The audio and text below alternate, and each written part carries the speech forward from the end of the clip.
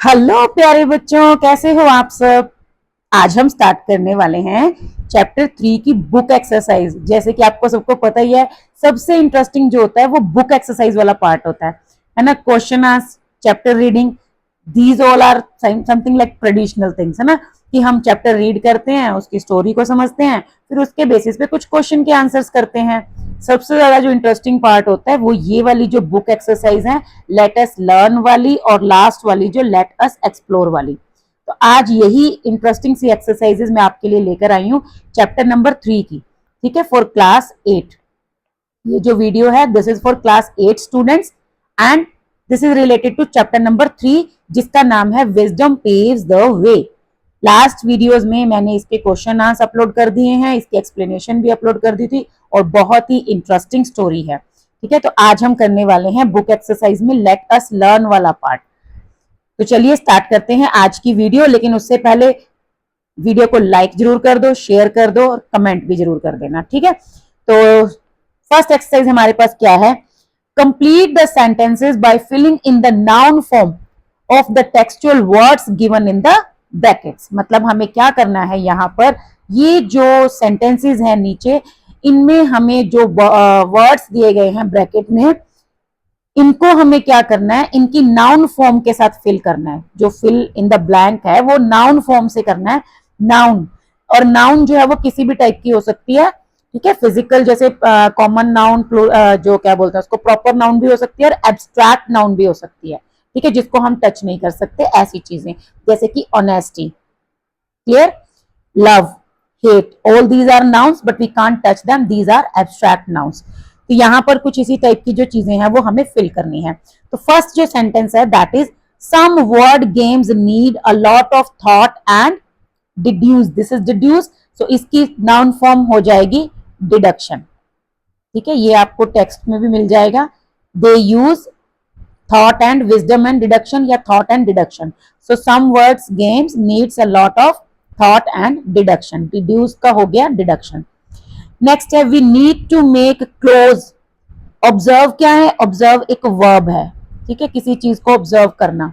अब जब हम ऑब्जर्व कर रहे होते हैं तो वो जो हम क्या चीज कर रहे होते हैं वो एक चीज है, ऑब्जर्वेशन। ठीक है, जिसको हम टच तो नहीं कर सकते, लेकिन वो एक चीज हो जाती है, नाउन बन जाती है। तो यहां पर क्या आएगा, we need to make close observation of animals in order to understand their behavior.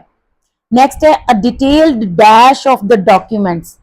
A detailed dash, यहाँ पे scrutinize दिया हुआ है, वो verb है, और इसकी जो noun बन जाएगी क्या हो जाएगी, scrutiny. ठीक है, scrutiny. So a detailed scrutiny of the document shows a lot of errors. मतलब जो स्क्रूटनी होती है वो क्या होती है, एक हिसाब की छंटनी। जैसे क्या एग्जांपल दूं आपको, कि जब हम जैसे किसी एग्जाम के लिए जाते हैं, ठीक है, तो उसके बाद क्या होता है, मतलब हमने अगर वो मतलब एग्जाम क्लियर कर लिया है, उसके बाद क्या होता है, हमारे जो डॉक्यूमेंट्स होते हैं उनकी वेरिफिकेशन होती है। ठीक है, कि हाँ क्या सच में आपके जो डॉक्यूमेंट्स हैं वैलिड प्रूफ वो आपके पास हैं, और आपने जो भी इंफॉर्मेशन हमें दी है अपने फॉर्म्स के थ्रू वो सब सही है, जेन्युइन है। तो उस टाइम पे जो वो सारा प्रोसेस होता है उसको हम कहते हैं स्क्रूटनी। ठीक है, जब आप बड़े हो जाओगे ना, आप गवर्नमेंट जॉब के लिए एग्जाम दोगे, तो आप पहले एग्जाम दोगे, अपना फॉर्म फिल करोगे, एग्जाम दोगे। जब आपका एग्जाम क्लियर हो जाएगा तो आपको डॉक्यूमेंट वेरिफिकेशन के लिए बुलाया जाएगा। तो उस प्रोसेस को बोलते हैं स्क्रूटनी, क्योंकि उस टाइम अगर कोई गलती होती है, किसी ने अपनी डेट ऑफ बर्थ गलत बता दी, या अपने कोई क्वालिफिकेशन गलत बता दी, तो वो उसमें एरर जो है वो निकल जाता है। तो यही ये बोल रहा है कि a detailed scrutiny of the documents shows a lot of errors. ठीक है, तो स्क्रूटनी होता है जांच पड़ताल करना, छटनी। नेक्स्ट हो गया you should not make any false. हमें क्या नहीं करना चाहिए, फॉल्स, किसी के ऊपर इल्जाम नहीं लगाने चाहिए। सो फॉल्स एक्यूसेशन, ठीक है, अगेंस्ट एनीवन। सो एक्यूज से हो गया accusation. She was given an award in dash. Recognise, recognise क्या होता है, किसी को पहचानना। सो ये हो गया पहचान, मतलब रिकॉग्निशन। ठीक है, रिकॉग्निशन। तो आपने इन्हीं वर्ब्स की फॉर्म को चेंज करना है, उसको नाउन में कन्वर्ट करना है। जैसे डिड्यूस से डिडक्शन, ठीक है, वर्ब ऑब्जर्व से observation, then scrutiny, accusation and recognition. ठीक है, ये आर ई है। नेक्स्ट उसके बाद आता है बड़ी ही इंटरेस्टिंग सी एक्सरसाइज है। आपको क्या करना है, मैच द एक्सप्रेशंस। कॉलम 1 में आपको कुछ एक्सप्रेशंस दी गई हैं, उनको आपको कॉलम 2 में उनके मीनिंग्स के साथ जो है मैच करना है। तो पहला है जैसे विद ऑल आर हार्ट्स। अब देखो, आपको कुछ ज्यादा डीपली समझने की जरूरत नहीं, आप सिंपली अगर वर्ड्स के ही मीनिंग को देखोगे तो भी आपको समझ आ जाएगा। जैसे क्या है, विद ऑल आर हार्ट्स, मतलब हमने अपना पूरा दिल लगा दिया किसी चीज में, ठीक है, मतलब हम पूरी शिद्दत से किसी काम को कर रहे हैं। तो इसका क्या होना चाहिए, देखो एक बार इनमें से कोई भी आपको अगर दिख रहा हो तो क्या होना चाहिए। जैसे सरप्राइज है, स्टार्ट चीयरिंग टुगेदर है, एग्जैक्ट एंड एक्यूरेट है, या मीटिंग और हियरिंग समवन है। यहाँ पे है कंप्लीट सिंसियरिटी। कंप्लीट सिंसियरिटी मतलब पूरी सिंसियरिटी के साथ, ठीक है, पूरी शिद्दत के साथ। तो ये हो गया फर्स्ट का मीनिंग। तो मैं यहां पर लिख देती हूँ, फर्स्ट का मीनिंग है सिक्स्थ वाला, ठीक है, with all hearts, that is sixth number, complete sincerity. Next is to be precise. To be precise मतलब इन शॉर्ट, कि लास्ट में अगर हम किसी चीज को इन शॉर्ट बताते हैं, बिल्कुल सही टाइम। जैसे मैं अगर कहूं कि मैं नेक्स्ट वीक आ रही हूं, और प्रिसाइजली अगर मैं आपको बताऊं तो मैं मंडे को शाम को आ रही हूं, तो ये हो गया प्रिसाइजली बताना, बिल्कुल एग्जैक्ट एंड एक्यूरेट। तो ये आपको फोर्थ वन दिख रहा है, ये हो गया exact and accurate. Gain an audience with. Gain an audience का मतलब क्या हो गया, किसी की अटेंशन को सीख करना, ठीक है, किसी को मतलब अपनी ऑडियंस बनाना। जैसे अभी मैं क्या कर रही हूँ, आपको अपनी ऑडियंस ही तो बना रही हूँ ना। So gain an audience with मतलब मीटिंग और हियरिंग समवन, ठीक है, मीटिंग और hearing someone. Catch his breath. Catch his breath क्या होता है, जैसे हम दौड़ते दौड़ते थक जाते हैं, सांस चढ़ जाती है, तो हम अपनी सांस को नॉर्मलाइज करने के लिए 2 मिनट के लिए रुकते हैं, और हम फिर कहते हैं कि 1 मिनट भाई सांस तो लेने दे। तो वो होता है catch my, let me catch my breath. तो कैच हिज ब्रेथ का मतलब क्या हो गया, टू पॉज और रेस्ट फॉर सम टाइम। ये हो गया सेवंथ। तो ये 4 सॉल्व हो गए। अभी हम नेक्स्ट पे चल रहे हैं। इरप्ट इन अप्लाउज। अप्लाउज क्या होता है, सबसे पहले आप इसको दिमाग में रख लो। अप्लाउज क्या होता है, कभी अगर आपके स्कूल में मॉर्निंग असेंबली होती है, तो उसमें जैसे किसी बच्चे को कोई प्राइज मिलता है, या किसी ने कोई परफॉर्मेंस की है, कोई सॉन्ग सुनाया है, कुछ भी स्पेशल प्रेजेंट किया है, तो टीचर बोलता है ना कि well done, give him a big round of applause, ठीक है, अप्लाउड, गिव हिम और give her a big round of applaud. तो वो क्या होता है, राउंड ऑफ अप्लाउज मतलब, और अप्लाउड मतलब तालियां बजाना, ठीक है, क्लैपिंग करना। तो ये इसका जो आंसर है वो क्या होगा, चीयरिंग करना किसी को, स्टार्ट्स चीयरिंग टुगेदर, ठीक है, ये चीयरिंग करना ही तो होता है किसी को, मतलब ये कहना कि वाह तुमने बहुत अच्छा किया, उसके लिए क्लैपिंग करना और उसको चीयर अप करना कि तुम और आगे और अच्छा करना। ग्रैंड स्कीम ऑफ थिंग्स, यहाँ पे तुम्हें पता चल ही रहा होगा क्या है, चीजों की एक बढ़िया सी ग्रैंड शानदार सी प्लानिंग। सो ये हो गया overall plan of life in a large context, ठीक है, कि जिंदगी का एक बहुत मस्त सा प्लान बनाना कि मैं आगे आगे जाके ये करने वाला हूँ, ये मेरी स्ट्रैटेजी है, ये मेरा प्लान है। So I am working on a grand scheme of things. Then हो गया टेकन अबैक। टेकन अबैक मतलब होता है हैरान हो जाना, एकदम से मतलब बिल्कुल चौंक जाना, तो वो हो गया सरप्राइज्ड, ठीक है, ये हो गया फर्स्ट वाला सरप्राइज्ड। और लास्ट रह गया मोर देन मीट्स द आई, एक लास्ट ये बच गया थर्ड वाला, hidden information that is not obvious, ठीक है। मोर देन मीट्स द आई का मतलब होता है ऐसी चीज जो आंखों से, मतलब जो आंखों से देखा जा सकता है उससे कहीं दूर की बात। मोर देन मीट्स द आई, ठीक है, आंखों से जो देखा जा सकता है उससे ज्यादा, मोर देन दैट। तो इसका क्या हो गया, hidden information that is not obvious, मतलब ऐसी इंफॉर्मेशन छुपी हुई जो कि नॉर्मल किसी को दिखाई नहीं देगी। सो दैट मीन्स कि मोर देन मीट्स द आई। अब ये आपको एक्सप्रेशंस अच्छे से समझ आ गई होंगी। नेक्स्ट जो आपको क्या करना है, now make sentences using anyone, using any 5 of the expressions from column 1।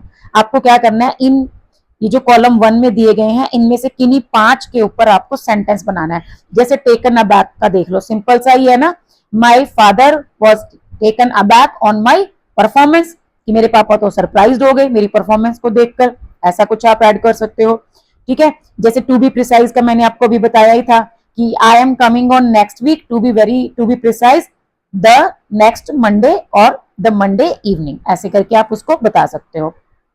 Catch his breath का भी मैंने आपको अभी बताया कि please hold on, let me catch my breath, ठीक है, ऐसे हो गया, कैच माई ब्रेथ हो गया। उसके बाद ग्रैंड स्कीम ऑफ थिंग्स का मैंने आपको बताया कि I am working on a grand scheme of things, ठीक है, आई विल, किसी भी आप फील्ड में जा रहे हो, किसी भी चीज के ऊपर आप काम कर रहे हो, तो आप ये कह सकते हो, ठीक है, कि I am working upon it, grand schemes of things. तो इस तरह से आपको क्या करना है, इनमें से किसी 5 के सेंटेंसेस बनाने हैं, ठीक है। आप एक काम कर सकते हो, कमेंट बॉक्स में अपना जो सेंटेंस है वो शेयर कर सकते हो, देखते हैं सबसे बढ़िया कमेंट जो है वो, मतलब सबसे बढ़िया सेंटेंस जो है वो कौन फ्रेम करता है। और हाँ, एक चीज बता देती हूँ, गूगल की हेल्प मत लेना प्लीज, और चैट जीपीटी तो बिल्कुल भी नहीं, ठीक है, क्योंकि चैट जीपीटी और गूगल से अगर आप कॉपी करेंगे तो आप कभी नहीं सीखेंगे। अगर आप खुद से सेंटेंस क्रिएट करेंगे और मैं आपको उसकी मिस्टेक बता दूंगी कि ये सेंटेंस ऐसे होना चाहिए या बिल्कुल आपने सही बनाया है, तब आप लाइफ टाइम के लिए उस चीज को याद रखोगे, ठीक है। तो डोंट चीट, ठीक है, बी ऑनेस्ट। उसके बाद नेक्स्ट आता है match the different meanings of face and bear, ठीक है, ये फेस एंड बियर वर्ड है। अब इन्हीं वर्ड्स के अलग अलग मीनिंग्स हो सकते हैं with the correct uses in the sentence given the table below. अब देखो सिंपली सी बात है, अगर हम फेस की बात करें, जैसे हम किसी को ये कह देते हैं कि वाओ उसका फेस बड़ा सुंदर है, या उसका फेस जो है वो राउंड है। अगर हम ये कहते हैं कि यार मेरे सामने एक चैलेंज है, मुझे जैसे भी करके इस चैलेंज को फेस करना ही पड़ेगा, या फिर आज मैं घर नहीं जा सकता, मैं अपने फादर को फेस नहीं कर सकता, ठीक है, या फिर मेरी तरफ फेस, मतलब मेरी तरफ फेस करके बैठो, वो होता है किसी को टर्न करवाना। तो फेस के अलग अलग मीनिंग है, ऐसे ही बेयर के भी अलग अलग मीनिंग है। बेयर जैसे कहीं पे कोई फ्रूट लगते हैं जब ट्रीज पे, तो हम उसको भी कहते हैं कि now the trees are bearing fruits, ठीक है। अभी ये जो ना ऊपर ना बच्चों के कमेंट्स आ रहे हैं, तो बहुत अच्छा लगता है, मैं थोड़ा सा वैसे क्रॉप करूंगी स्क्रीन को, लेकिन फिर भी अगर आपको थोड़ा लगे कि हाँ कुछ बीच में कुछ रिफ्लेक्ट हुआ सा, तो that was a comment from one of my students. मैं सब्सक्राइबर्स नहीं कहती हूँ, मैं व्यूअर्स नहीं कहती हूँ, क्योंकि आप सब मेरे स्टूडेंट्स हैं, ठीक है। और पता नहीं लाइफ के किस मोड़ पे कभी हम पक्का मिलेंगे, बस जहां भी मिलूं पहचान जरूर लेना, ठीक है। सो बियर, बियर की बात कर रहे थे हम। बियर जो वर्ड है उसके भी अलग अलग मीनिंग्स हो सकते हैं, लेकिन एक जगह पे इसकी प्रोनाउंसिएशन चेंज हो जाती है जब हम भालू की बात करते हैं, वाइल्ड एनिमल की, दैट इज बैर, ठीक है। सो बैर, तो ये हो गया, मतलब बियर जो एक बी डबल ई आर वाला भी होता है, वो एक जैसे एक ड्रिंक टाइप हो गया, हार्ड ड्रिंक होती है। तो ये जो वर्ड्स होते हैं और इस तरह के और बहुत सारे वर्ड्स होते हैं जिनके काफी सारे मीनिंग्स हो सकते हैं, तो यहां आपको क्या करना है, इनको मैच करना है according to the sentence, correct use in the sentence and with meanings. तो अब वर्ड हमारा क्या है, फेस। पहला मीनिंग है the front part of a person head from the forehead to the chin, ठीक है, जैसे मैंने अभी आपको बताया किसी का चेहरा, तो ये आप देख सकते हो, she has a round smiling face, ठीक है। तो यहां पे हो गया थर्ड वाला, मैं इनको लाइंस लगा के मैच नहीं कर रही हूं क्योंकि वो कंफ्यूजन हो जाती है आप लोगों के लिए। तो फर्स्ट का हो गया थर्ड वाला कि उसका राउंड और स्माइलिंग फेस है। Next is to be position with the face और फ्रंट टूवर्ड्स, मतलब किसी की तरफ फेस करके बैठना, तो ये फर्स्ट वाला हो गया। Ravi turn to face his father, मतलब वो अपने फादर की तरफ फेस करके बैठा। To deal with the difficult task और सिचुएशन, किसी चीज को फेस करना, डिफिकल्ट सिचुएशन को, तो ये हो गया we should be ready to face life challenges, ये हो गया फोर्थ वाला। और अब बच गया कौन सा, सेकंड, और सेकंड क्या है, द फ्रंट और सरफेस ऑफ अ थिंग, जैसे हम किसी के घर के फेस की बात कर सकते हैं, ठीक है, और कोई भी आपकी मतलब किसी भी चीज का फ्रंट पार्ट जो होता है, उसका फ्रंट जो सरफेस होता है उसको हम उसका फेस बोलते हैं। So the face of the clock was painted red and blue. अब नेक्स्ट वर्ड हमारा है बेयर। बेयर मतलब टॉलरेट करना, किसी चीज को बर्दाश्त करना, तो ये हो गया I can't bear the sound of vehicles honking, मतलब मैं व्हीकल्स की आवाज को बर्दाश्त नहीं कर सकती, ठीक है, या कर सकता। तो नंबर 4। देन हो गया एक्सेप्ट, मतलब किसी चीज को एक्सेप्ट कर लेना, ये हो गया Riya agreed to bear the responsibilities with confidence, so ये हो गया आपका थर्ड वन। नेक्स्ट हो गया a large and heavy mammal, that is bear. I spotted a bear in a wildlife safari, so second one. अब last कौन सा बच गया, फर्स्ट वन। इसके दो मीनिंग हो गए, किसी चीज को पैदा करना या किसी चीज को जन्म देना, ठीक है। So the trees that I planted in my garden took a long time to bear fruit, ठीक है, तो ये हो गया किसी चीज को प्रोडक्शन करना।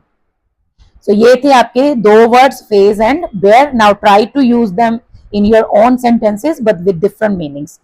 Now the next one is, ये बहुत ही मतलब मैं क्या कहूँ, इसमें इतना टाइम लगा इसको सॉल्व करने के लिए क्योंकि काफी मुश्किल भी थी और बहुत ज्यादा कंफ्यूजन क्रिएट करती है. अब ये कंफ्यूजन क्यों क्रिएट करती है, पहले इस चीज को ध्यान से सुनना, वीडियो को स्किप मत करना क्योंकि बहुत ही अच्छा पॉइंट बताने वाली हूँ.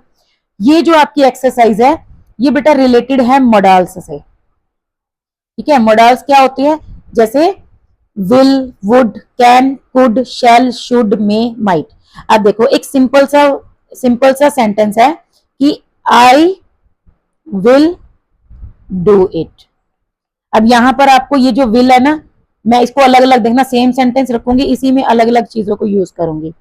I can do it, I should do it, I may do it. अब देखो सिंपल, मैं पहले 4 सेंटेंसेस ले रही हूं इसमें. ठीक है, अभी और बहुत सारे हो सकते हैं. आई माइट डू इट भी हो सकता है, I will do it, I would do it, I shall do it, so many sentences. ठीक है, चलो एक और लिख देती हूँ, आई शैल डू इट. अब आप खुद देखो, एक ही सेंटेंस है, I do it, I do it, I do it, लेकिन उसी में विल, कैन, मे, शुड, शैल, ये जो यूज हो रहे हैं अलग अलग, ये सब मॉडल्स हैं. इन मॉडल्स के ऊपर जो है ना, इसका मीनिंग डिपेंड करता है. अगर मैं कहती हूँ कि आई विल डू इट, तो ये मेरी डिटर्मिनेशन को शो कर रहा है कि चाहे कुछ भी हो जाए मैं करूंगी. ठीक है, मैं जरूर करूंगी ये काम. आई कैन डू इट, ये मेरी एबिलिटी को शो कर रहा है कि मैं कर सकती हूँ. Yes, I can do this. I should do it, वो कह रहा है कि मुझे करना चाहिए. आई मे डू इट, पॉसिबिलिटी दिखा रहा है कि हाँ मैं कर सकती हूँ, कोई प्रॉब्लम नहीं है, हो सकता है मैं कर लूं. आई शैल डू इट, मैं करूंगी, फ्यूचर में इस काम को करूंगी, यहाँ पे फ्यूचर दिखा रहा है. तो आप ये देखो कि ये जो है ना, एक ही सेंटेंस के अंदर, अगर सपोज करो अब आपको ये क्वेश्चन आ जाए, आई डैश डू इट, और आपको टीचर बोल दे कि इसके अंदर मॉडल को आप फिल करो, तो अब आप क्या, कौन सा मॉडल फिल करोगे? कंफ्यूजन नहीं होगा कि शेल लगाएं, विल लगाएं, कुड लगाएं, वुड लगाएं, क्या लगाएं? तो आप कोई भी मॉडल लगा सकते हो, सिर्फ जब तक आपको एडिशनल इंफॉर्मेशन ना दी गई हो कि इस सेंटेंस के अंदर आपको क्या शो करना है. अगर आपको कहता है कि आपको डिटर्मिनेशन ही दिखाना है तो आप विल का यूज करोगे, फिर आप शुड नहीं लगा सकते. अगर ऑब्लिगेशन दिखाना है तो आप शुड या मस्ट लगाओगे, शैल में नहीं लगा सकते. तो ऐसे करके इन जो मॉडल्स होते हैं इनके अलग अलग यूजेज होते हैं. यहाँ पर जो हमारी एक्सरसाइज है ना, वो इसी से रिलेटेड है. ठीक है, थोड़ा सा इसको पहले इरेज कर देती हूँ ताकि थोड़ा क्लियर आपको दिखाई दे. अब ये हमें क्या करना है, और ये इसीलिए बहुत मुश्किल होता है, मतलब बहुत ज्यादा कंफ्यूजन रहता है. आप कितना भी इनको स्टडी करोगे, कितना भी आप इनको प्रैक्टिस करोगे ना, फिर भी कभी कभार आपको आंसर देने से पहले 2 बार सोचना जरूर पड़ेगा. सो ये क्वेश्चन नंबर 4 है हमारा. Match the highlighted words in the sentences. Highlighted word आप देख सकते हो सभी के सभी क्या है, मॉडल्स हैं. अब सेंटेंस में इनका जो यूज हुआ है वो किस तरह से यूज हुआ है उसको आपको मैच करना है with the functions they express in column 2. मान लो विल आ गया तो आप कहेंगे डिटर्मिनेशन दिखा रहा है. ठीक है, मे आ गया तो पॉसिबिलिटी दिखा रहा है, कैन आ गया तो एबिलिटी दिखा रहा है, शैल आ गया तो फ्यूचर दिखा रहा है. तो ये चीज आपको इस हिसाब से बतानी है. ध्यान से करना इस एक्सरसाइज को क्योंकि ये काफी मुश्किल होती है, कंफ्यूजन क्रिएट करती है. मुश्किल नहीं कह सकते पर कंफ्यूजन बहुत होता है इसके अंदर. ठीक है, तो पहला जो हमारा सेंटेंस है, आई विल ग्लैडली पे your fee if you can cure it, कि मैं खुशी से आपकी फीस पे करूंगा अगर आप इसका इलाज कर सकते हो तो. तो यहां पर क्या शो कर रहा है, ये विलिंगनेस, कि मैं आपकी फीस पे करने को तैयार हूं, लेकिन उससे पहले अगर आप मेरा इलाज कर सकते हो तो ये हो गया विलिंगनेस. तो इसका आंसर हो गया 9. नेक्स्ट है, you must have stolen it and sold it of, कि पक्का तुमने चुराया होगा और तुमने इसको बेच दिया होगा. तो ये इसका आंसर 8 नहीं है, ये थोड़े से जब मैं प्रैक्टिस करी थी तब का है. आप डोंट इसको कॉपी मत करना, जो रेड से लिख रही हूँ वही कॉपी करना. सो you must have stolen it and sold it of, कि तुमने ही पक्का इसको चुराया होगा और तुमने बेच दिया होगा. इमेजिन कर रहा है, तो इसका जो आंसर है वो सेकंड वाला ही है. ठीक है, 2. उसके बाद नेक्स्ट है, you shall come with me to face the king, तुम्हें मेरे साथ चलना होगा राजा को फेस करने के लिए.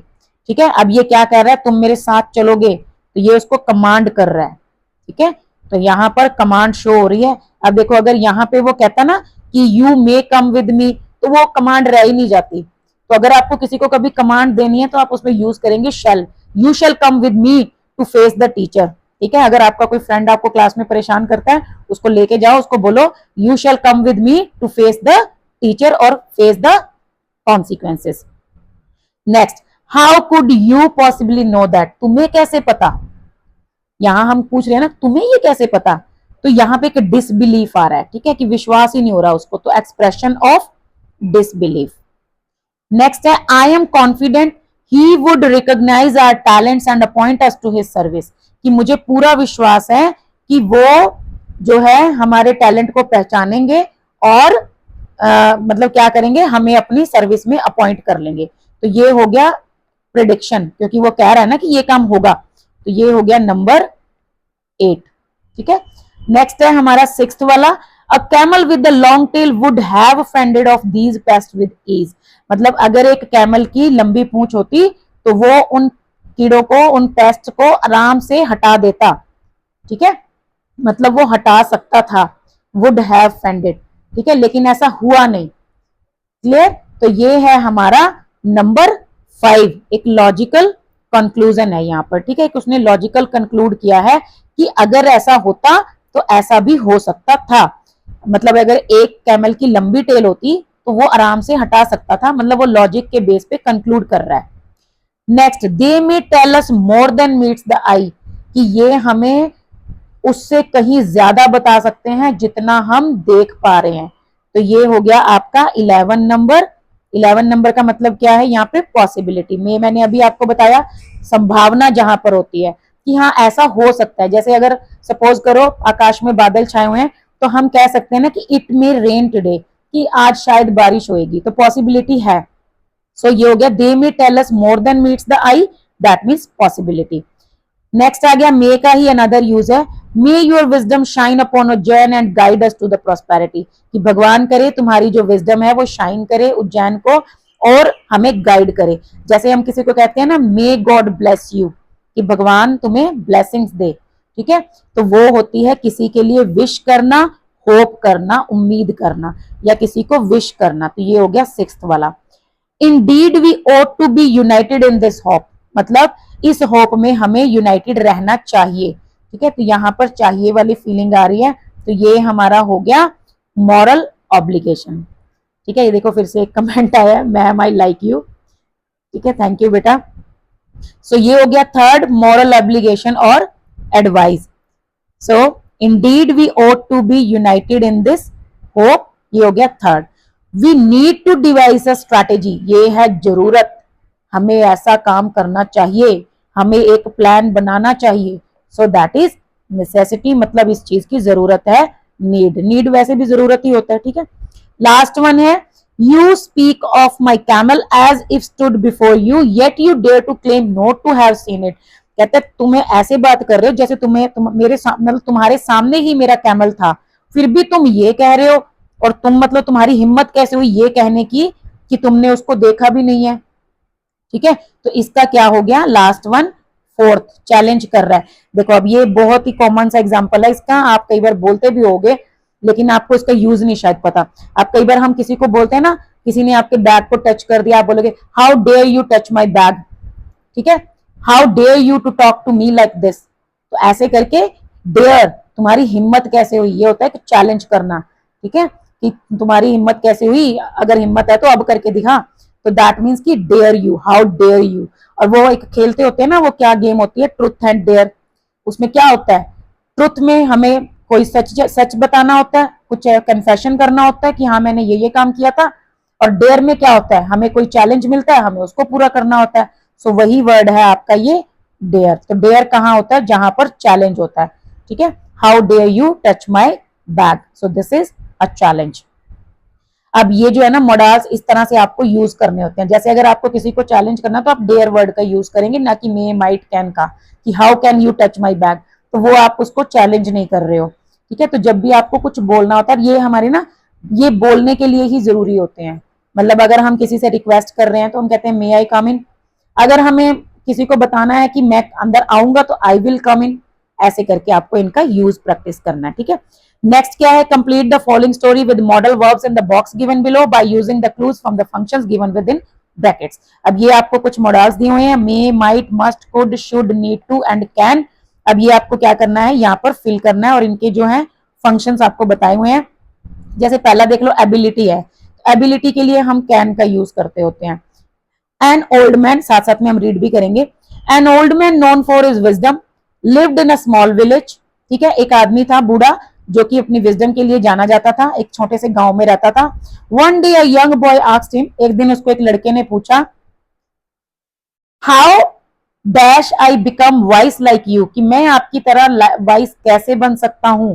तो how can I become vice like you, बन सकता हूं, ability. The old man smiled and said, उस बूढ़े आदमी ने स्माइल किया और कहा, wisdom dash B earn through patience, कि जो विजडम है उसको पेशेंस की हेल्प से अर्न किया जाना चाहिए। सो नीड, जरूरत होती है, मतलब ये करना पड़ता है। ठीक है, wisdom needs to be earn through patience, you dash listen, तुम्हें सुनना चाहिए लोगों को, ये हो गया suggestion. So you should listen more than you speak, ये तो मैं हमेशा ही क्लास में बच्चों को बोलती हूँ। भगवान ने आपको कान दिए हैं 2, जुबान दी है 1, तो आपको बोलना कम चाहिए और सुनना ज्यादा चाहिए। जब आप ज्यादा सुनेंगे तभी आप थोड़ा बोल पाएंगे। ठीक है, तो इसीलिए सुनना ज्यादा चाहिए। तो यहाँ पे वो बूढ़ा आदमी भी यही कह रहा है, वो कहता है कि यू शुड लिसन मोर, तुम्हें ज्यादा सुनना चाहिए, देन यू स्पीक। ठीक है, बोलने की बजाय। The boy thought for a while, तो लड़के ने थोड़े टाइम के लिए सोचा, and replied, it dash take years. अब वीक पॉसिबिलिटी के लिए हम माइट का यूज करते हैं और स्ट्रॉन्ग पॉसिबिलिटी के लिए हम मे का यूज करते हैं। लेकिन यहाँ पर ना कैन भी रिपीट हो सकता है कि इट कैन टेक ईयर्स, लेकिन फिर वो थोड़ा सा चेंज हो जाएगा मीनिंग। यहाँ पर जो माइट है वो वीक पॉसिबिलिटी इसने दे भी दिया है, तो इसीलिए हम माइट का ही यूज करेंगे। So it might take years but I will try, कि इसमें सालों लग सकते हैं। ठीक है, मतलब उससे पहले भी हो सकता है, लेकिन मैं फिर भी ट्राई करूंगा, I will try. The old man nodded, तो बूढ़े आदमी ने सिर हिलाया। You dash learn from your mistakes too, मतलब तुम्हें इसके साथ साथ एक काम और करना चाहिए जो बहुत जरूरी है, ऑब्लिगेशन। So you must. ठीक है, जब भी आप किसी चीज के रूल्स रेगुलेशन पढ़ोगे ना, तो वहां पे मस्ट का यूज होता है कि आपको ऐसा जरूर करना चाहिए। ठीक है, करना होगा, सो वो होता है obligation. So you must learn from your mistakes too, अपनी गलतियों से भी सीखना। विजडम डैश कम स्लोली, यहां पर भी पॉसिबिलिटी है। ठीक है, लेकिन वीक नहीं है, थोड़ी सी स्ट्रॉन्ग है कि विजडम जो है वो धीरे धीरे आ सकती है, कम स्लोली आ सकती है, but it always arise for those who seek it, लेकिन ये आती जरूर है। जैसे कहते हैं ना, भगवान के घर में देर है अंधेर नहीं, तो आएगी तो सही, हो सकता है थोड़ी स्लो आए, लेकिन आएगी पक्का। द बॉय न्यू, अब यहां पर न्यू है, ये जो न्यू वर्ड है ना, ये है सेकंड फॉर्म, तो ये बता रहा है पास्ट। अब यहां पर एबिलिटी ही है, तो एबिलिटी के लिए हमने आपको बताया कि कैन का यूज होता है, लेकिन जब पास्ट टेंस हो जाता है तो वही कैन क्या बन जाता है, कुड बन जाता है। So the boy knew he could become wise if he followed the old man's advice. ठीक है, लड़के को पता था कि वो वाइस बन सकता था अगर वो उस आदमी की एडवाइस को फॉलो करता। अब यहाँ पे ना मैं आपको एक एडिशनल ट्रिक देती हूँ। ठीक है, मतलब एक एडिशनल चीज बता रही हूँ जो आपकी बुक में नहीं है, लेकिन उसके लिए आपको वीडियो को पहले लाइक कर दो, जल्दी से शेयर कर दो, कमेंट कर देना कि अच्छी लगी या नहीं लगी, बस इतना बता देना ताकि मैं नेक्स्ट टाइम भी उसको ऐड करूंगी। अब आप ये देखो, आपने एक चीज अगर नोट की होगी सारे सेंटेंसेस में, ठीक है, सारे सेंटेंसेस में देखो आप, जहां पर भी मॉडल आया ना, जहां पर भी ये कोई भी मॉडल आया है, will, would, can, could, shall, should, may, might, वहां पर हमेशा आपको फर्स्ट फॉर्म मिलेगी। जो फर्स्ट फॉर्म है ना, वो समझ लो इसका बड़ी पेयर है। ठीक है, जैसे क्लास में ना, कई बार मैं हमेशा आपको रियल लाइफ एग्जांपल्स देती हूँ। क्लास में कोई एक दो फ्रेंड्स होते हैं ना, एक बाहर निकलता है तो दूसरा भी जाता ही है उसके साथ। ठीक है, एक अगर बैठा है तो वो दूसरा भी फिर बैठा ही रहता है, चाहे उसको कितना भी इमरजेंसी क्यों ना हो, जाता ही नहीं है। मतलब दो ऐसे होते हैं जो एक साथ निकलते हैं, तो वो होता है कि एक अगर ये आएगा ना तो इसके साथ ये आएगा ही आएगा। तो यही होता है, अगर विल, मस्ट और मॉडल्स आते हैं ना, तो उसके साथ हमेशा फर्स्ट फॉर्म आती ही आती है। तो देखो, आई विल ग्लैडली पे, फर्स्ट फॉर्म। यहां पर यू मस्ट हैव स्टोलन है, तो ये मस्ट के साथ नहीं आया, ये हैव के साथ आया है। ठीक है, you shall come, first form. How could you possibly know, first form. He would recognise, first form. ठीक है, वुड हैव आ गया तो फेंडेड हो गया। May tell first form, may your wisdom shine first form, ठीक है। ought to be first form है, need to devise first form, ठीक है। Dare to claim first form. आप कहीं पे भी देखना हमेशा आपको मॉडल के साथ फर्स्ट फॉर्म मिलेगी। तो यहाँ पे ये एक टेंसेस का काम भी है कि where do we use first form with modals, we always use first form but if only modal is there, ठीक है। बाकी इसके अलग केसेस हैं, वो मैं कभी फिर आपको वीडियो में बताऊंगी, अभी इतना ही। अब आप इनमें भी देख सकते हो ना, हाउ कैन आई बिकम, ठीक है, यू शुड लिसन, ठीक है, विजडम में कम, ओके, उसके बाद बिकम। तो ये जो है आपको सब जगह पे फर्स्ट वर्ड मिलेगा, जैसे लिसन हो गया ऐसे। अब देखो नेक्स्ट जो हमारी लास्ट एक्सरसाइज है आज की वीडियो की, ये वाली हम बाकी की एक्सरसाइज जो है अगली वीडियो में करेंगे। Rewrite the following sentences using appropriate modal verbs. आपको क्या करना है, मॉडल्स का यूज करना है और इन्हीं सेंटेंसेस को रीराइट करना है, मतलब आपको इस हिंट के अकॉर्डिंग मॉडल का यूज करना है, ठीक है। तो क्या करना है, take clues from the highlighted words, one example has been done for you, एक आपके लिए किया गया कि इट इज एडवाइजेबल, मतलब आपको सजेशन दिया जा रहा है, एडवाइजेबल है for you to think before you speak, कि आपको बोलने से पहले सोचना चाहिए। तो इसका आंसर क्या होगा, ये जो इट इज एडवाइजेबल है इसको क्या हमने चेंज कर दिया शुड में। सो you should think before you speak, तुम्हें बोलने से पहले सोचना चाहिए। तो ऐसे आपको सेंटेंस जो है वो रिक्रिएट करना है। So it is unnecessary, unnecessary का मतलब क्या होता है, जरूरत ना होना। सो जरूरत होना नीड, अननेसेसरी हो गया नीड नॉट। एक मिनट मैं इसको इरेज कर दूं, क्योंकि नहीं तो फिर आप बाद में बोलोगे मैम हमें प्रॉपर दिखाई नहीं दिया, कंफ्यूजन हो गई। अब देखो इट इज अननेसेसरी, तो इसको हम सब इसको कट करेंगे। सो ये हो जाएगा यू नीड नॉट, ठीक है, यू नीड नॉट, आगे ये सेम आएगा, you need not to worry about things beyond your control. ये जो अननेसेसरी था इसको हमने नीड नॉट में कन्वर्ट कर दिया। इट इज नॉट पॉसिबल, मतलब पॉसिबिलिटी बिल्कुल भी नहीं है। So you can not gain experience without taking risk, ठीक है। So you can not take gain experience without taking risk. उसके बाद it is essential to treat others with kindness, मतलब जरूरी है, ये काम पक्का होना ही चाहिए। सो यू मस्ट आगे same, treat others with kindness even when they disagree with you. Last one is it is not allowed, फिर से नॉट अलाउड है, ऑब्लिगेशन है। सो यू मस्ट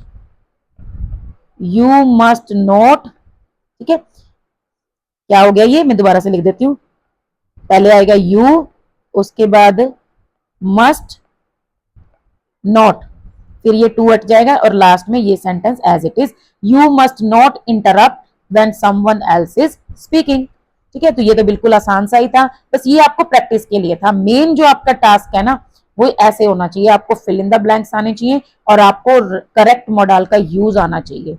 लाइफ में आपके आगे बहुत काम आएगा, इंग्लिश मतलब ग्रामर का बेस है ये, ठीक है। तो ये चीज इसलिए थी। अगर आपको ये सब एक्सरसाइज मतलब बढ़िया से समझ आ गई है तो बहुत अच्छी बात है, नहीं आई है तो आप वीडियो को थोड़ा दोबारा देख सकते हो, समझने की कोशिश कर सकते हो। कोई भी डाउट है किसी भी टाइम आप कमेंट कीजिए, I will definitely reply your comment, ठीक है, क्योंकि मुझे ऐसा कुछ नहीं लगता कि मैं क्यों रिप्लाई करूं या कुछ भी, ऐसा नहीं है। मुझे लगता है कि अगर मेरे बच्चों को कहीं पर भी कोई डाउट आता है तो मैं हूं उनके लिए अवेलेबल, ठीक है, सिंपली सी बात है, अभी मैं हूं ना।